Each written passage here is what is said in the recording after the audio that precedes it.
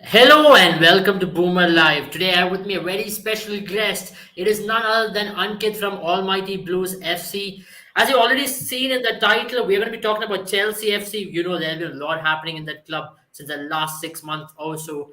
He's an ardent Chelsea fan, and he's going to be talking about his favorite club. Last time around, we did discuss about Champions League, and even then, we focused definitely on Chelsea at that time. Welcome, Ankit Bhaiya, on the show. How are you doing? Great, great. Always good to talk football, and of course, yeah, Chelsea obviously is the kind of as in the area that I would like to speak more about generally. But again, I do follow a lot of clubs. But come on, when it comes to talking about Chelsea, always great, and of course with Abel, great. I mean, we're looking forward to the chat for sure. Absolutely.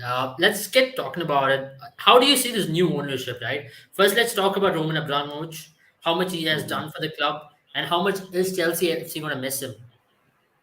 See, as in Roman Abramovich is basically, yeah, you can argue that in the last 20 years at least, he is basically half of Chelsea. And why I'm saying that, I know people might say that nahi, itne sare log the. There's so many people who are kind of making the entire organization, right? Of Right. course, a lot of managers, but the fact that the DNA about Chelsea, like we were always there. But again, just to share with people out there, I've been following football for a very long time. But again, Chelsea has been like early 2000s is when I'm following Chelsea from, right? And again, early 2000s, after closer to 2000, we won the cups, and we were always known as a cup team. We were not there. When Roman Abramovich came, it was not just about the way that he sacked managers, which you can say started right from the Ranieri era, but more so he demanded results, and that's the kind of I think DNA that he built in Chelsea, which has kind of got instilled into the club, and now safely after 20 years, you can say that Chelsea has the DNA. If there's any match Chelsea goes to, we go to win, right? That's the Right. idea. We don't go to lose. And of course, not even to draw. I know no one goes to lose, but not even to draw. We don't look at that. We look at the matches there to win, and any trophies there to win. Be it any trophy, we play our strongest team, and it's very rare that you see. Again, a lot of criticism might come that Chelsea does not play so many youngsters over years. I know we just started from the Lampard era again, but again, that's maybe because of Roman Abramovich in a way, but again, he was also the one who built that academy.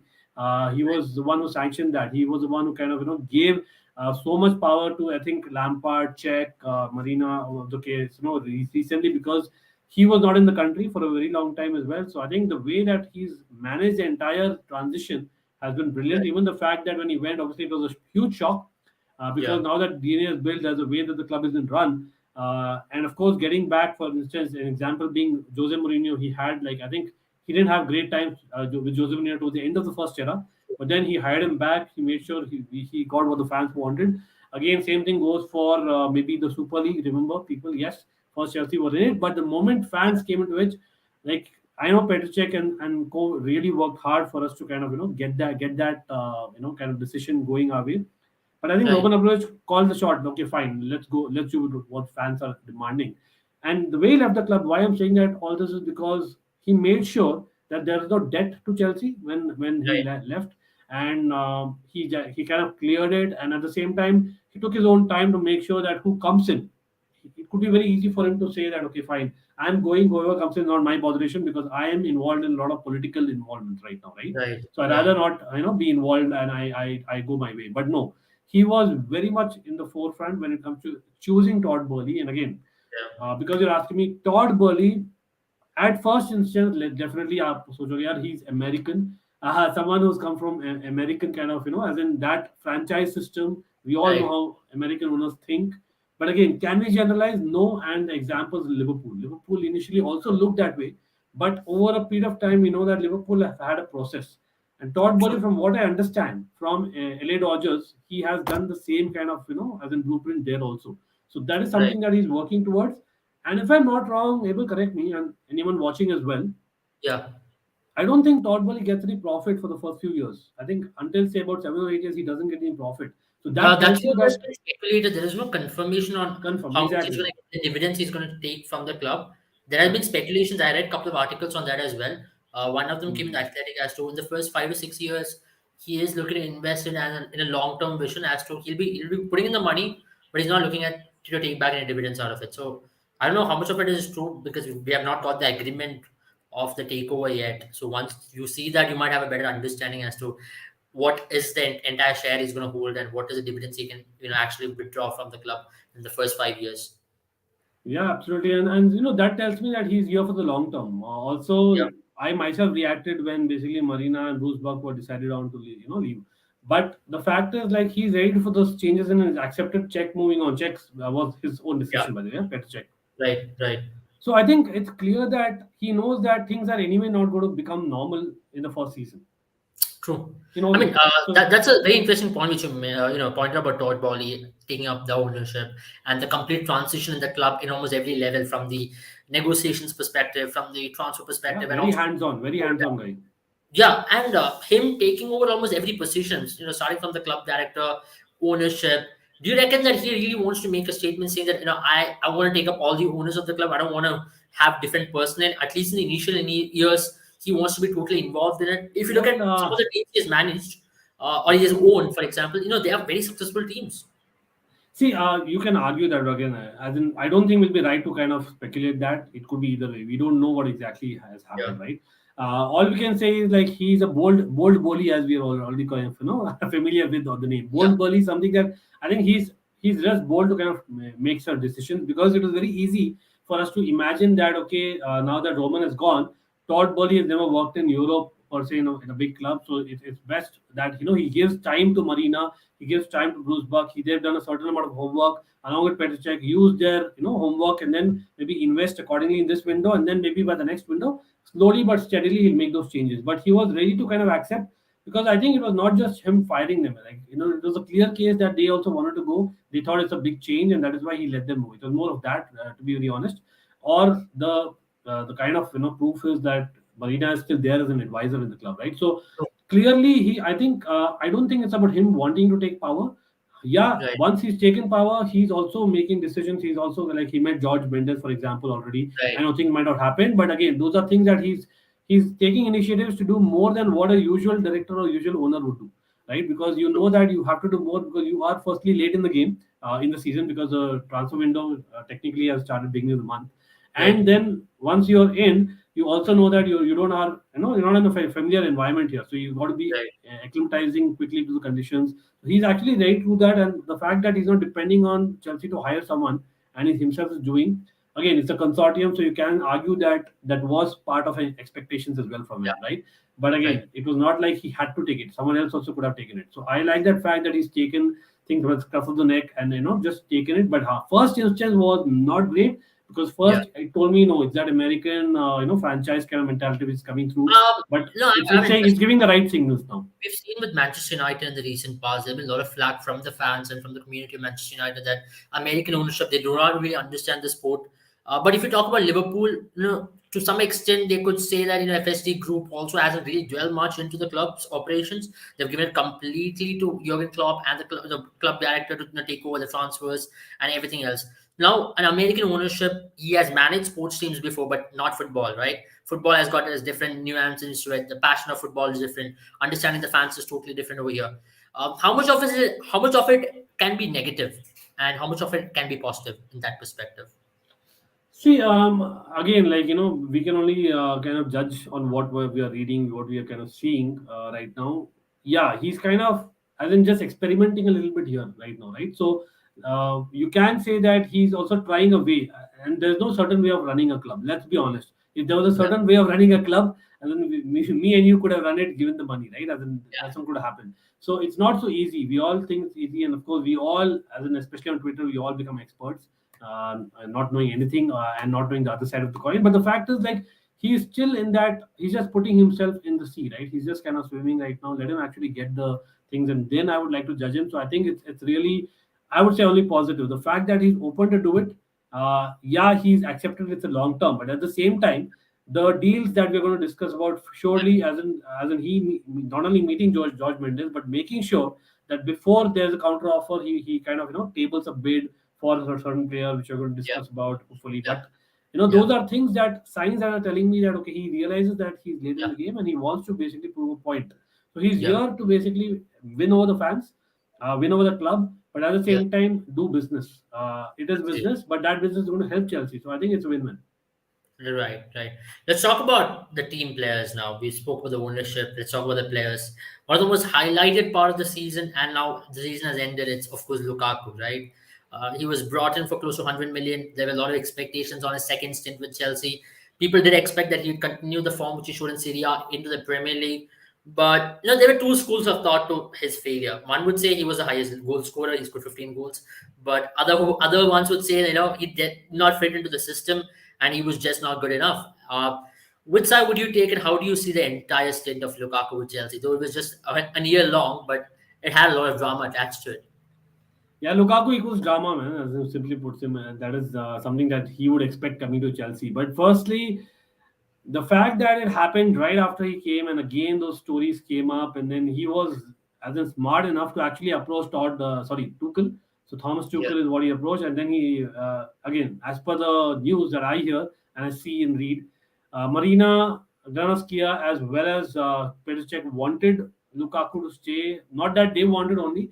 Petr Cech clearly gave an interview where he had a conversation with Lukaku, say about 15 days ago, and he was told by Lukaku to Petr Cech, that is, that I'm here to basically prove my point, give my best. So Petr Cech just said what he heard and obviously what he's going to say. But Lukaku was obviously smart there. Lukaku was playing a game. It was basically a huge kind of a tactic by Lukaku. Not just Lukaku, nothing against Inter here, right? But yeah, whole lot, I think the fact that he was backing the player and then the player himself kind of backtracked.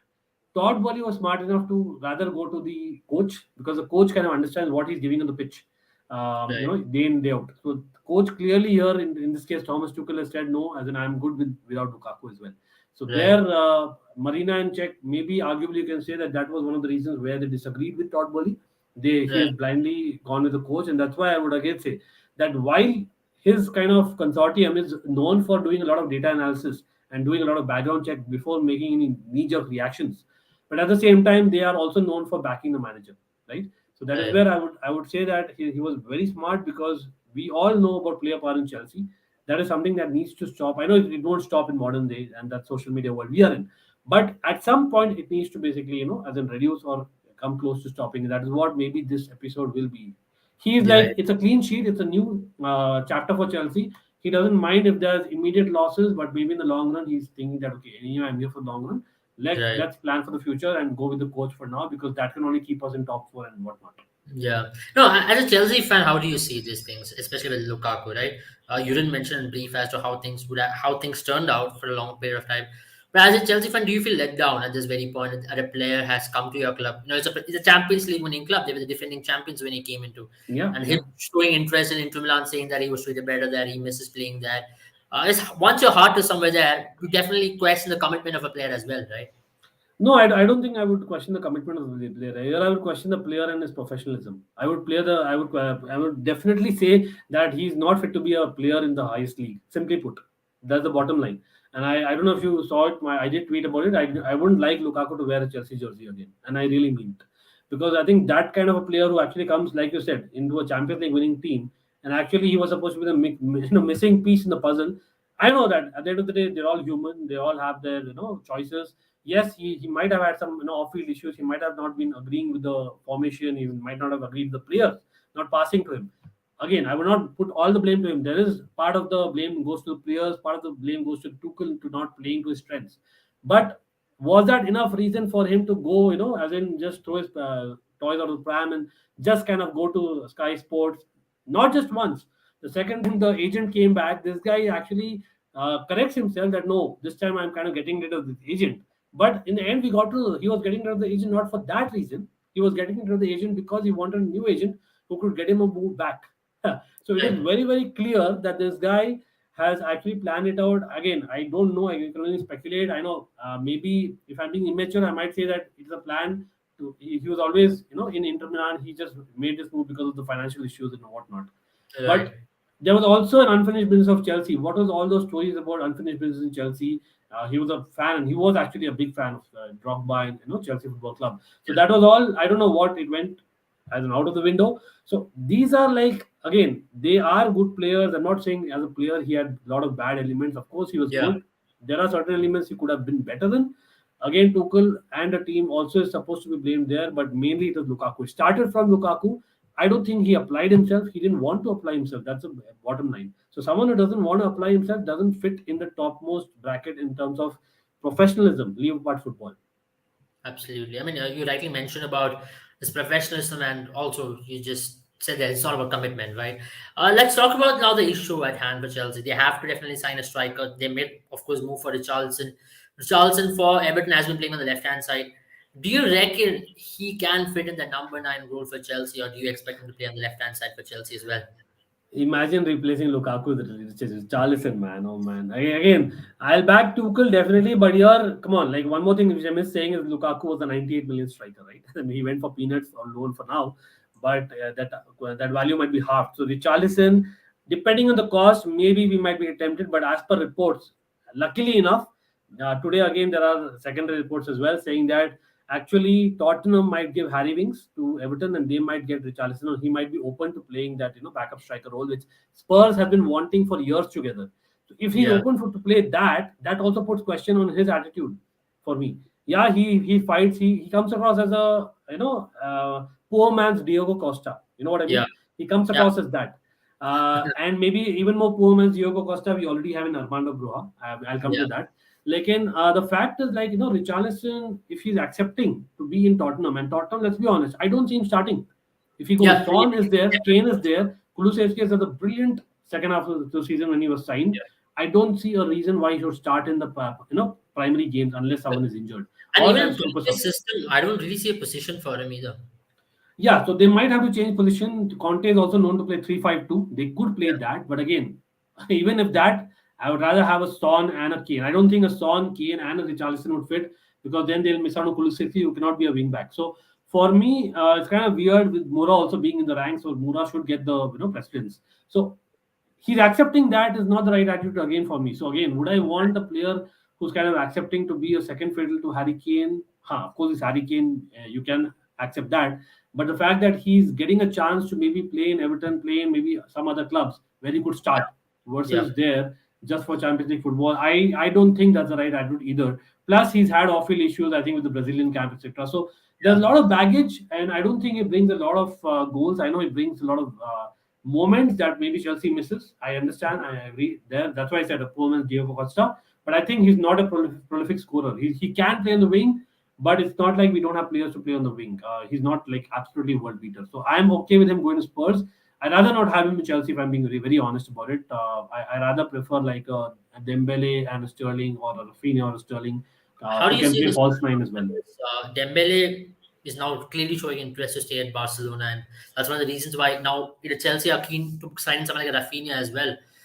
How do you see that turning out? Because Rafinha has been a prolific player. If you look with the Leeds United, you can only judge Yeah. him with the team he's got, and he's made a definite impact with them. He's got pace. He's strong on the wings. He's very good with one-on-one.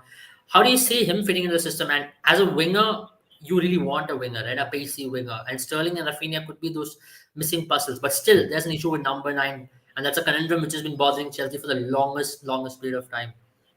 See, Rafinha apparently he didn't agree. Leeds agreed a fee of 60 million plus add-ons. If I'm not wrong, all put together, close to 65 million pounds is what they agreed. Leeds. So considering that he was one of the main elements who saved Leeds, and I have to say that Leeds and Chelsea have a lot of history.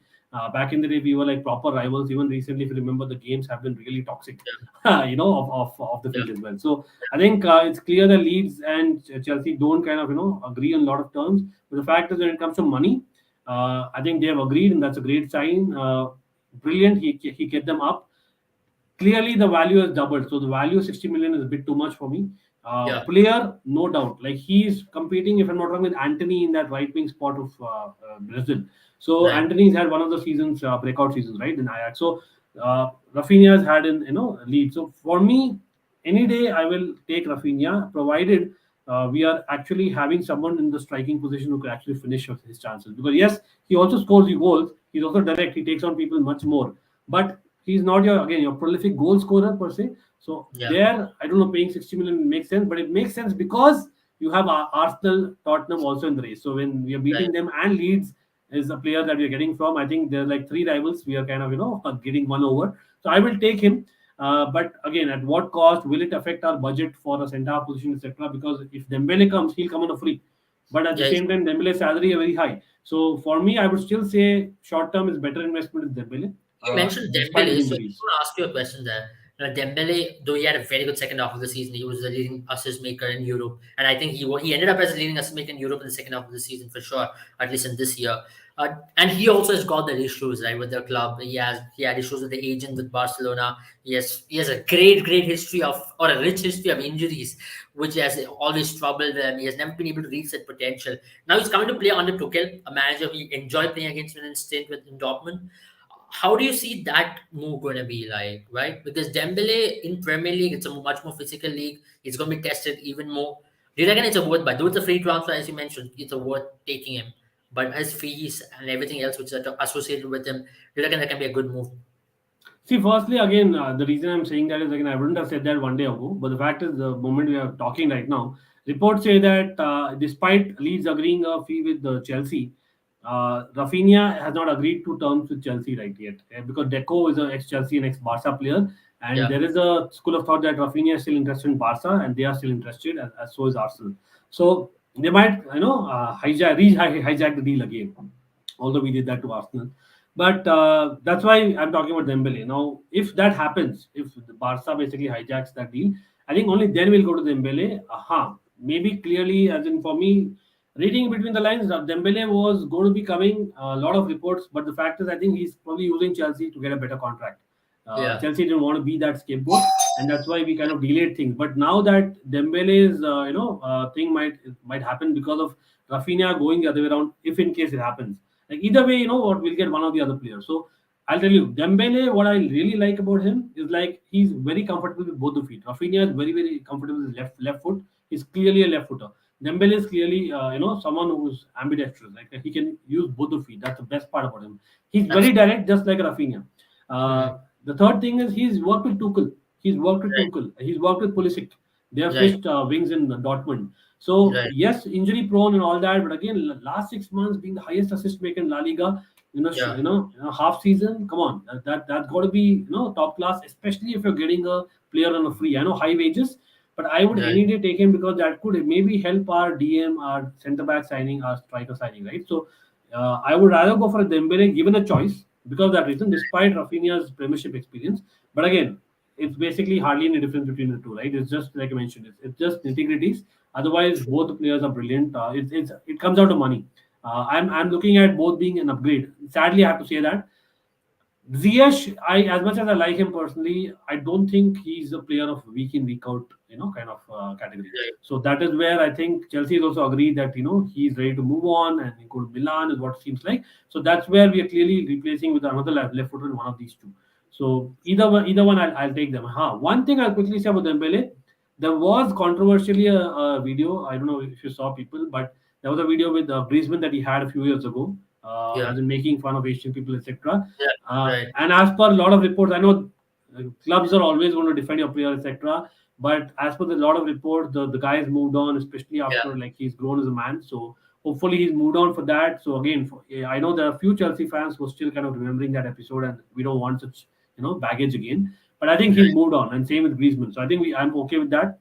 And the fact that Tuchel has worked with him may work wonders. But again, I hope we definitely. are not taken to task and we just sign anyone, man. Just sign anyone. Yeah, that's what. When he spoke about signing anyone, how much would you reckon is going to be that big hole of filling Rudiger's boots? Because Rudiger was one of the main players for Chelsea. If you look at the Champions League triumph, if you look at that great season which you had prior to that as well. Now missing him, he has gone to Real Madrid. How much do you regret not extending his contract? Because he was one of Mhm. those players who you don't get in the market. It's not easy to get someone like Rudiger. Though you have, Chelsea didn't show interest Oh, towards he's an Kepa. animal, man. He's an animal. Like simply put, he's an animal, right? You don't get such. Well, you can say in terms of quality you might get, but that ilk of a player, no, so someone who has that kind of not only the ball playing ability, someone who can play into the back, three at the back, but the physicality, the pace, plus the aggression and the shithousery that he brings. That those are things Yeah, that only Rudiger can. That the combination is very difficult to get in modern day football.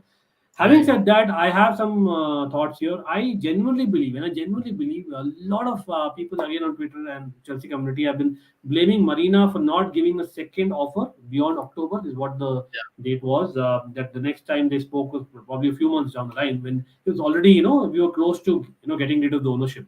It was too late, and then there was uncertainty. And he decided. I think no. I think it's the other way around. Clearly now he knows Hazard, he knows Courtois, he knows people worldwide. He has agents, Yeah, he has his own ambitions, he has his own dreams. There's a certain age he's at. Clearly, the demand that he made in terms of salary was over Chelsea par salary, despite what he deserved. Yeah, he deserved it absolutely. But the fact is, what I'm trying to say here is he wanted to go to Madrid. Yeah, Bottom line, he just played. Okay, played is a very kind of a shady term here. I won't use yeah, played, but he actually was smart. He was smart and maybe professional. Maybe put it in better right. ways. Yeah, he just acted as professionally and he gave it all. Very honestly speaking, towards the end of the season, people might remember that that super jump of a tackle that he had against Keita of Liverpool to the shot. I think Right. the one that you guys posted as well. I remember. Yeah. So I think apart from those moments, he's had a lot of edgy moments in the last few games of the season. If you carefully look at it, Mm, again, that's a subconscious thing. I'm not kind of blaming that he's done what a Christensen did or what a Courtois has done in the past. yeah. No, he's done what a Hazard has done in the past, right? So Hazard always wanted to go to Madrid. It's just that Right. Hazard voiced it. Rudiger has not voiced it. It was the best excuse for him to say that it's uncertain right now, and this is what it is because I didn't get a Yeah, second offer. he's opening in Madrid as well, but Eder Militao not helping Madrid to deliver week in and week out. He's been a questionable position for Real Madrid, and now him playing alongside Alaba would make it a good duo now going into the next season, and that's going to definitely help someone like Carlo Ancelotti as well. He's going to definitely trust his backline a lot more. See, they have a lot of options, right? Real Madrid, they lacked options. Obviously, they won the Champions League, boss, that's 14th Champions League. But without further ado, the fact is, like, they didn't have backups. Like, in terms of backups, the squads that you compare, no? When you compare, like, a Chelsea, Man City, Real Madrid, I would say Yeah, squad, probably we had the better squad. Man City had the better yeah, squad. Even yeah. PSG, I can argue, the better squad. But Real Madrid had a better starting 11. They didn't have those backups. Now, what they're building is that squad that is going to be challenging for titles year in year out. It was a transition season, and still they won the Champions League. Rudiger coming there will just give them an extra dimension about they can maybe play Alaba at left back like you said that can be an option or maybe play Mendy makes Militao sit out. So there are a lot of options. Plus Rudiger also is entering that I think if I'm not wrong is 29. Yeah. So it'll only help him to kind of miss certain games and he'll do well. Rudiger is definitely indispensable. I don't see Chelsea replacing him even in 18 months. I'll be very Uh, honest. how do you see Chelsea making a move right now? Because there are some important positions to fill. Christensen was a big one. Now Rudiger is.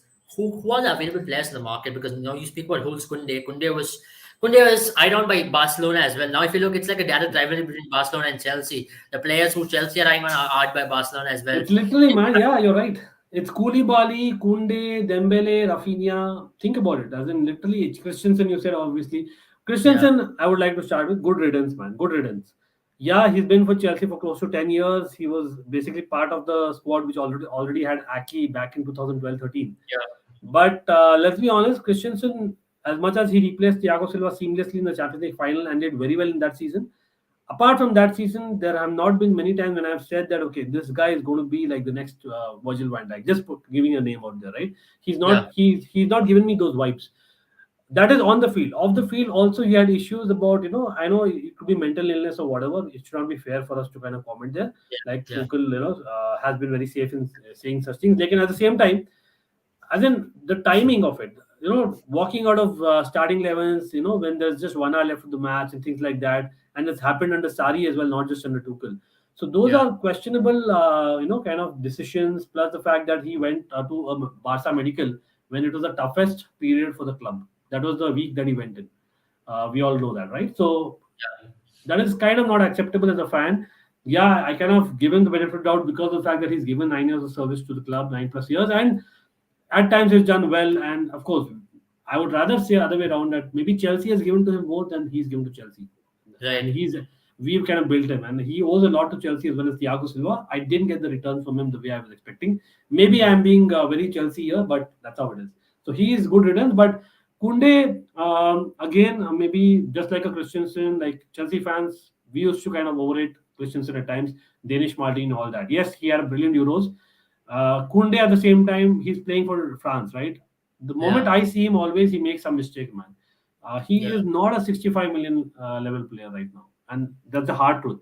He's a great prospect. Don't get me wrong. He's a great prospect. Some of his goals that he scored, some of the last dish tackles that he made, the right. pace that he has, the reading of the game he has, he's With him, very good, and about that's what Tuchel one wants. thing is he plays well on patches. He's definitely a good player on the with the ball. Also, I see him really good in terms of progression. But the number of mistakes what he make, how do you equate a center back is a question over here. Is it with the number of good tackles he makes in patches, or with the kind of good games which he has where he goes unnoticed? I think a center back always Unnoticed. does well when he goes unnoticed, right? When he has a Exactly, exactly. I think defense and the goalkeeper as well. I would take that. I'm old school like you, man. I'm old school. I'd rather have that than have basically Hollywood center halves, right? I know that Tuchel wants to play from the back and all that. I agree that, but the fact is, come on, Tuchel has also played 4-3-3. It's not like it's the only system that he plays, and he's done well. He's reached Champions League final with 4-3-3. I know different personnel, but here, why doesn't he go for that personnel slowly but steadily? So I don't think we should put all eggs in one basket in Kunde. Yes, if for instance, let's put it this way, if in the past we would have kind of gone heavy on Van Dijk and then kind of backtracked, I would have said question marks when Van Dijk moved to Liverpool, because at that time we were actually interested in Van Dijk, but Liverpool yeah, obviously paid money. So Van Dijk already was that player in the Premier League, you know what I mean? He was already that player. For yeah, Southampton he was doing stuff. We could yeah, clearly see that Kunde is not doing that. I know we're right, not talking same level of money, but come on, 65 million for such a young guy who's not guaranteed starter for the national team as well as for his club side. I don't think so. Yeah, for Sevilla level, he was very good. I'm not denying that, but not 65 million. So if the Kunde camp is not agreeing to accept for anything around 50, I think we should move on to Koulibaly. In fact, मैं तो ऐसे ही बोलूंगा यार, Koulibaly is the guy. Koulibaly is the guy that we should go for, because he yeah, is the guy who's probably a stopgap solution. Again, Thiago Silva is not going to play all the games. So we yeah, need one experienced centre half as well. If Thiago Silva is not there, Delict is also an option, but he's not an experienced guy. Just like a right, Kunde, he has mistakes in him. I personally prefer Delict because he kind of, as in tells that no, I have the Chelsea DNA. He has the leadership element as well. You've seen in Ajax days. So I think Delict brings that. Plus the fact that he can play two in the back, three back. He has height. He has basically headers in all those things he has, but he still has mistakes.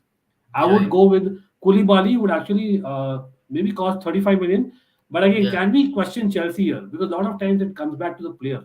Like we question that about Rudiger, but that's what, like, maybe the player themselves don't want, like a Lewandowski, preferably wanting to go to Barca. Same thing yeah, with Koulibaly might be. So that is why we might be going for Aki, who might come for, maybe, as in we're buying back, I know, but yeah, someone who's versatile and someone who's played for Chelsea. So we are buyback for maybe 25 million. Maybe I'm just putting a number there. And yeah. if we go for a Delict while offering a Werner for How 50 about million, developing someone like a Chaluba? He's shown great promise. If you look at the last season, he's played well. yeah, He's played well in definitely. practice as well. But why aren't Chelsea looking to develop him into a I think possible? Chaluba is not the question, bro. As in, Chaluba has been very good, I won't say. But again, a lot of Chelsea fans say that we have to regret about Tomori. Like Tomori, when Lampard let him go, yes, he was kind of unfairly dealt with, but we don't know what happened behind the scenes. Plus, Hmm, whenever he played, he had that one mistake per game in him, and we just spoke about it. It's about basically, defenders not making mistakes. If they go unnoticed, that's the best for them, in my opinion, especially centre half and goalkeepers.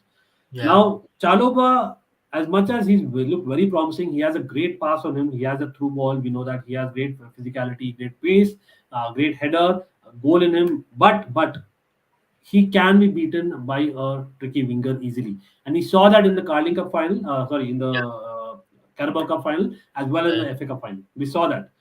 It yeah, was clearly that Luis Diaz and Sadio Mane both had his number. So it was clear that he wasn't ready to start for Chelsea 38 games a season. Definitely, right. but I would say he should be in the squad for every match. No two ways Absolutely. about it. True, Even true. Levi Colville, by the way, same thing. True. True. Before we end it, I really want to know your ambitions about the next season and where do you see Chelsea ending up? Because last season, one would say the way in which they ended up, more often than not, you would take it. Two cup finals, two losing it on penalties, it definitely hurts more. And making it to top four was definitely one of the goals as well. They were consistent, though they did not go up front to second or first positions, but they're very consistent in maintaining the third position throughout the season. So, what are your ambitions going into the next season as a team and as a squad at large? Okay, so it's very difficult to say right now because again depends on what other clubs are doing. As things stand, it's looking not great. If we don't consider the last 24 hours, yes, there have been a lot of movements that we are hearing, but again, has any movement happened yet? No, it's only Lukaku going the other way around. But I think clearly, because there's so much transition in the club, and the fact that other clubs are really strengthening, we are, I don't know where we are financially still. Reports are yet to come out clearly in terms of formalities, but I'll take a top four finish and a cup, an English cup, preferably, because we have been losing English cups for fun, man. That's not so Yeah, Chelsea, man. five We times. have to get back and win some cups. It's been a long time, and we have to win some cups in England. I think one cup run with a final and a victory this time, plus the top four is something that I'll bite your hand off. Simply put, and I'm Yeah. being really realistic here. Simply put, I mean, obviously let's I just hope want us to win the league, but exceed just your being real. expectations. Often seen that with Chelsea fans is when they don't keep expectations, Chelsea often go on to do well, and that's been the thing with the team. Nobody expected them to win the Champions League that season, and they went on to exceed everybody's expectation as well. If you have to keep a hope on Champions League, where do you see this? Because last season was very close. It could have gone either way. If that Madrid hurdle would have been crossed, you never know with Chelsea and with Tuchel. They were actually driving on that particular momentum as well, right? I think even the Champions League, right? Last time also, I don't know, man. The slip of Rudiger, that slip of Rudiger against Benzema, it kind of reminds me of that. And maybe the Christensen 1-2 that Vinicius was able to play. But let's be honest, in Champions League, if you're even anywhere going close to the semi-finals this time, with the squads of what a Man City or Liverpool are building, what a Real Madrid are building, already built rather. Barca is rebuilding as well. Bayern Munich always, on the move. Yeah, So Juventus again trying to strengthen. Inter Milan already like our boy, so-called boys on there. So a lot of moves happening. So there are like 7 to 8 clubs who are on paper having a better squad, better momentum. right. They've had a decent season last season compared to us. So I'll be really kind of difficult to say where I would see in the Champions League. I think last season I wouldn't say that I was very happy about the way we played. I think we still arguably should have won against Real Madrid. Yeah, And I know, but it's good that we lost to a team which kind of won the tournament. This yeah, time, I'm seeing like maximum. I'll be very kind of surprised if you go beyond the quarters, right? I'll be really yeah. surprised with that. Again, it depends on the draws and all those things. I know in the Lampard season, I remember we were drawn to Bayern Munich, and Bayern Munich was why because again Barkley missed a penalty, and having spoken about Yeah, Barkley, even he's there in the club, so we need to get rid of some players first. yeah. I hope everything goes well for Chelsea Football Club because they've had a very good seasons. If you look at the last two seasons and with all the turmoil that they've had, they've fared up pretty well, and they would want to definitely start off the season on a high note and also end it on a good note as well by signing some important signings. That's going to be the first key role for Todd Bowley now to make some important signings and make that statement and give that convincing factor to the fans as well that he means business, right? So thank you, Ankit, for joining. It was a pleasure talking to you about Chelsea Football Club, and I couldn't have gotten a better person than you to talk about it and know about the situation from a fan's perspective and from an analyst's perspective as well. And guys, who have watched this, do download the app. It's absolutely free to download and play for free as well. It's there in the Play Store. The link is in the bio. Click on it, play for free, play all the football contests. There are some interesting matches as well. India matches start from the 1st July. India take on England in that fifth test match. And also that 5-match T20 series also starts on 7th July as well. So do not miss out on any of the action what we provide from a fantasy perspective. Enjoy all the fantasy sports with Boom 11. Take care and have a good time, all of you. Thanks for having me.